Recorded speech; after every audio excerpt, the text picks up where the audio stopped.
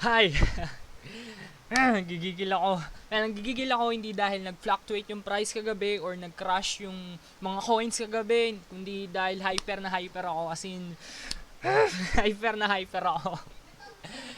Hyper ako today kasi wala, na-realize ko lang kung ano ba yung best way para sa retirement plan ko. And i-advise ko na rin or i-share ko na rin sa inyo kung ano nga ba ang pinaka-mabilis na way or pinaka-effective way, pinaka-solid.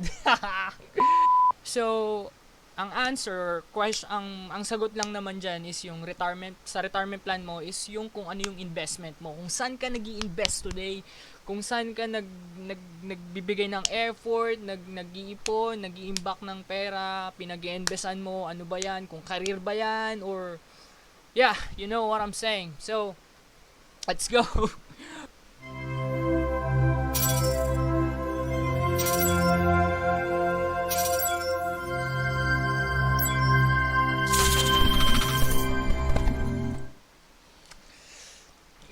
ito yung sinasabi ko. Pero, yan, panoorin muna natin saglit. For.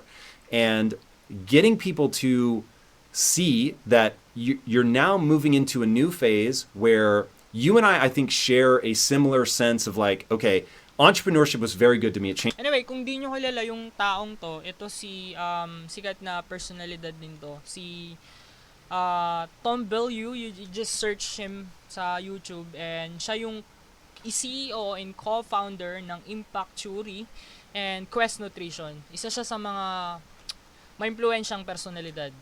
Changed my life and made me fantastically wealthy. And now I'm looking around going, hey, there's nothing that special about me. The thing that made me successful is I'm a relentless learner. So I'm just unafraid to embarrass myself, to fall down, to look stupid.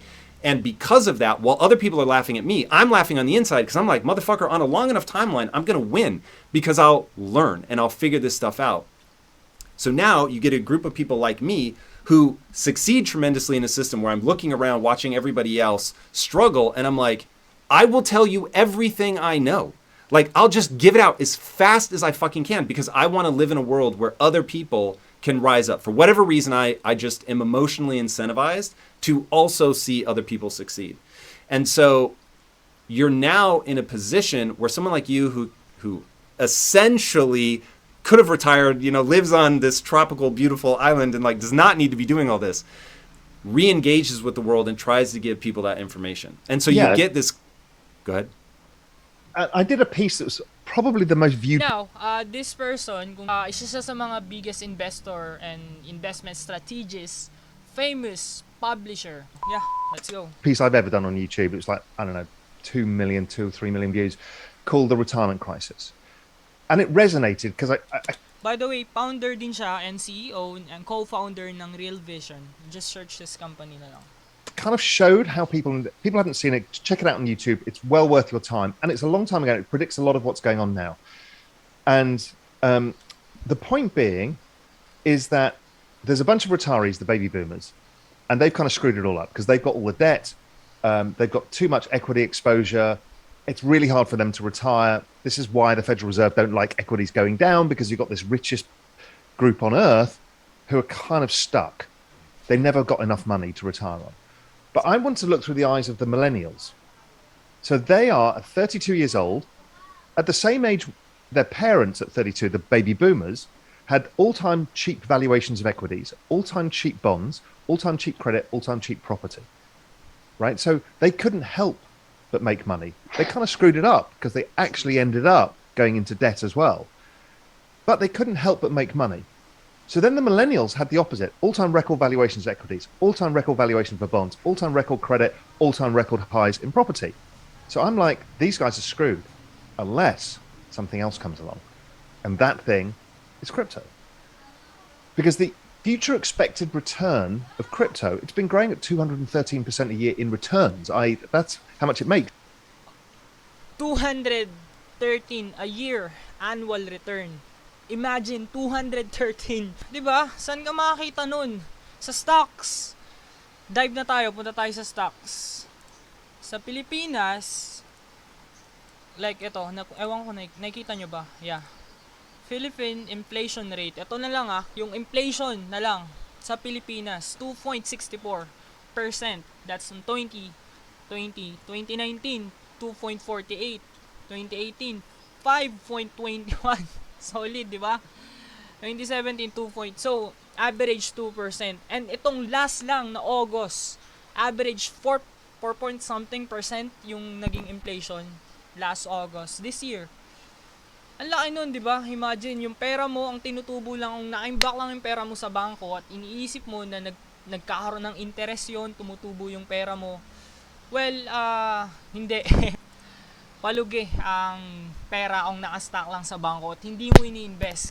Now, kung pupunta ka naman sa stock market at isa kang long-term investor, sa stock market, investing in the Philippine stock market on a long-term basis, nag-average lang to ng per annual, nag-average lang ng 9.88. Actually, malaki na to yung nakita kong na-search.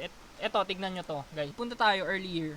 So, 2009, 2009, to medyo malaki-laki. 63%. Eto na halos yung pinakamalaki or nakita kong pinakamalaki, 'di ba? 63%. Nangyari yan nung 2019, kasagsagan ng mga negosyo or pag-boom ng mga company natin dito sa Pilipinas like Jollibee Corporation, SM. Tapos ayan, yung 2017. At 2015 hindi nag-increase kundi nag-deflate pa, nag-decrease pa siya ng 4.27%. Stock market na to kung nag-invest ka, yung investment mo that time, kung hindi ka nag-sell, bumaba pa yung investment mo ng 4.27%. Anyway, ganyan lang nag-average sa stock market. Now, what I'm saying, sabi ni Raul Paul, 200 average per annual, 213%. Yun yung average. But hindi pa yun siguro play safe na number pa yun. Tignan natin Ayan, ito yung sinasabi ko kanina. Mean annual, stock sa stock market to. Worldwide na to, as in, kasama na yung mga pinag-i-investan nyo. Nasdaq, Dow Jones, etc. Mean annual return, 13.8%. Minimum, 10.5%. And max annual return, ito na yung pinaka-max niya, 27%. Imagine. Ito yung record, di ba? So 2017, 23%, yan lang yung naging return for sa buong isang taon na yun 2018, 10% lang, 2019, 27%, 2020, 15.4%. So sa Pilipinas, ewan ko nakita nyo yung kaninang pinakita ko. Ito, nag-average siya sa Pilipinas, Philippine stock market, 9.88%. Ganyan lang. Pero okay na yan, kaysa sa bangko lang nakastock yung pera mo, di ba? As in, wala kang alam talaga sa investment, di mo alam paano ilagay yung pera mo. Ipon ka lang ng ipon. Wala.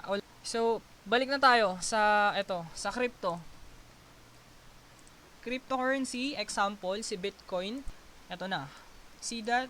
Mean annual return, 408.8%.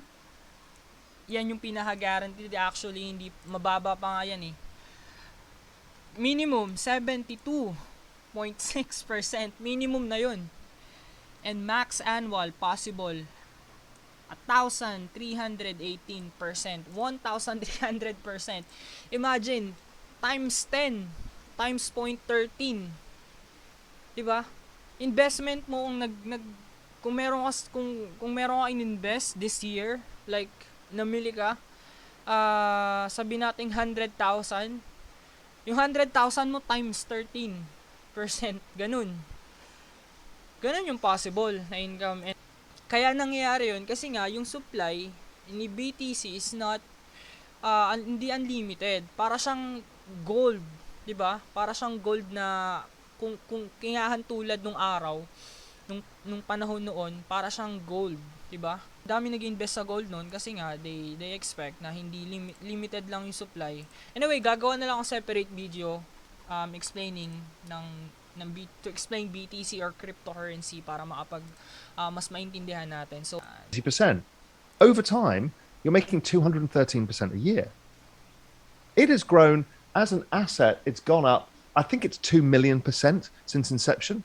No other asset in all recorded history has ever done this. Wala. And we haven't even started. Wala. I still think there's probably Walang another asset. Yun lang, yung 100x from here. BTC pa Not lang so even far, the baby cryptocurrency. boomers got given that. The S&P didn't go up 100x since 1980. So this is the magnitude of what's there. So I'm screaming from the rooftops saying, you might be cynical. You might think you don't understand it. You might think you can't afford to play in this, but you have to listen, because this is the opportunity. You can't come back to me in 10 years' time and say, well, we missed all of that. All the rich people got richer. No, you, I, everybody else is saying, now is your time. Don't be irresponsible. Dollar cost average, do all the right things, but here is your opportunity. This is the biggest opportunity I've ever seen, and I'm going to take advantage of it, and so should everybody else. This is not rich or poor. This is an every person opportunity, and we've never had this before, ever. Dude, you just gave me like sustained chills. This is not rich or poor. This is an opportunity for everybody, but you really have to move on it. So I'll tell my own story. So for anybody Ito, that is story ni pushing back, feels Tim. late to the party, whatever, Ano, Tom? find some solace in my like willful ignorance. So I have always seen myself as good at making money and terrible at investing money. Now you have to be Guys, pakinggan nyo to. Pakinggan nyo to. very careful what story you repeat about yourself to yourself. And I just kept saying that. Like I didn't want to focus on learning about money. Math doesn't come easily to me. I don't like whatever that ability is to conceptualize numbers. I don't have it. So it's like I really struggle with that stuff. And one of my employees was like, Tom, are you looking at crypto? And I'm like, David, I'm just not interested in investing. Like it doesn't speak to me at all. And he just kept coming back like, Tom, you really need to look at this. You need to look at this. And I'm like, David, how many times do I have to say it? Like, I don't find this interesting. I want to build a company and I've already made myself wealthy. I'll continue to generate wealth and help other people by building this company. I'm not going to look at it. And then I had been introduced to the idea of digital scarcity about 6 years ago. And I thought, ooh, that's going to change my business. And then, but the technology wasn't there. And so, or I should say the networks weren't there. And I promptly ignored it. And then when it popped back up at the beginning of 2021, I was like, I'm all in, because I understood what it was going to be. So I start researching NFTs, the technology behind it, and that inevitably leads you to the blockchain, of course, which then leads you to crypto, which then I was like, wait a second, what? Like, this is literally, somebody is essentially going, hey, all those things that make gold, like this wonderful store of value, we're now moving that onto computers. And so I've been saying for years, technology is a one-way street. I'm a total like techno optimist. There is no going backwards. Like, this only moves forward. So now it's like, wait, people are digitizing money? And then the poor David, who'd been telling me for God knows how long, 8 months, that I needed to look at it. I was like, what the hell? So I start researching hardcore about what it is.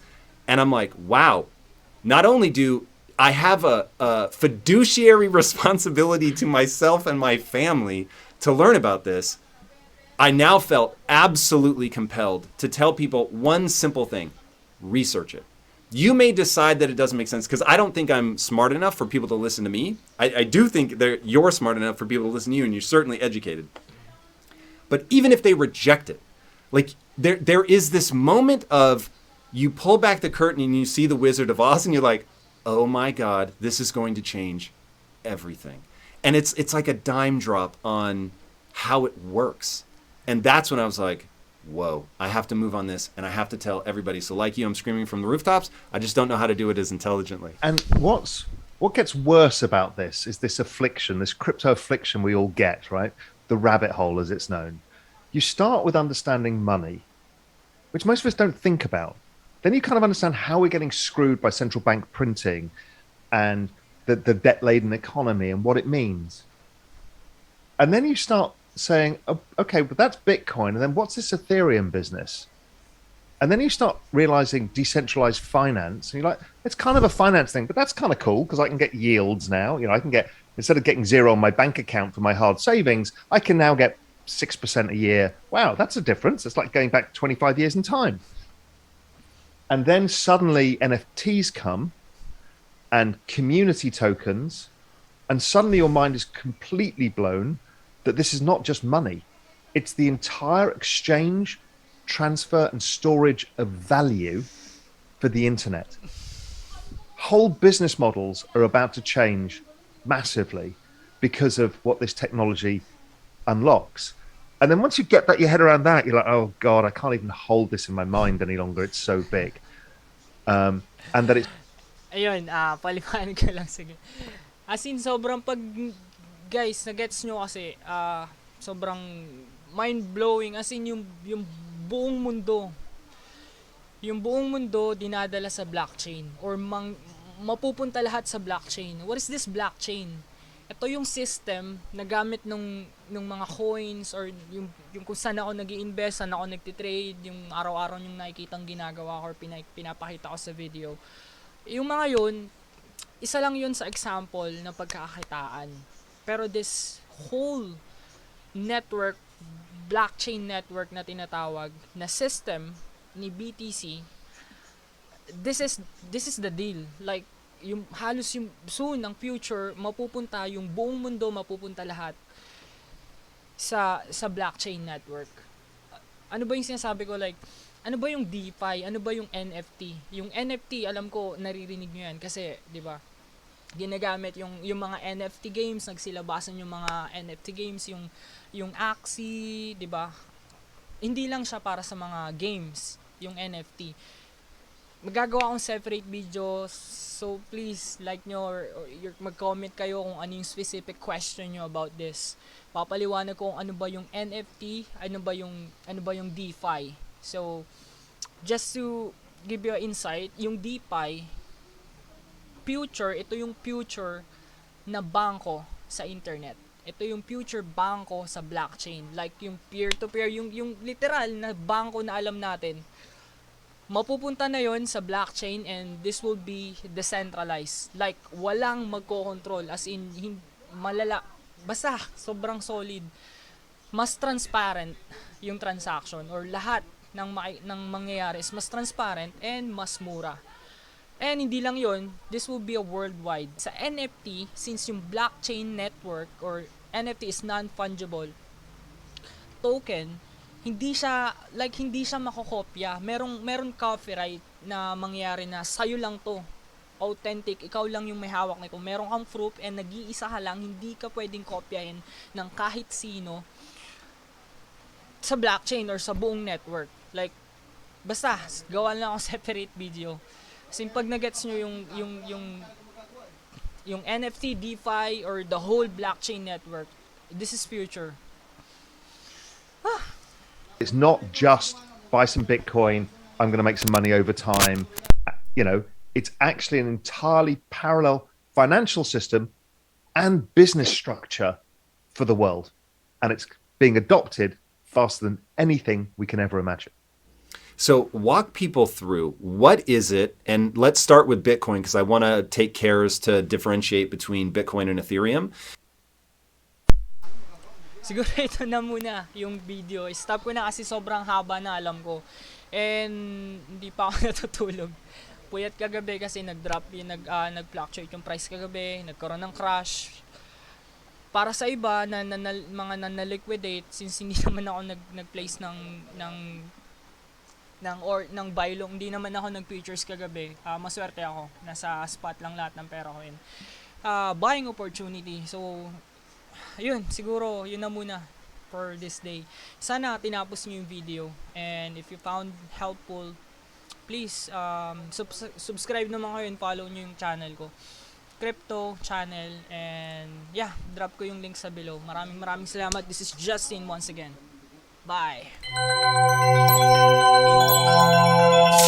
Since yung blockchain network or NFT is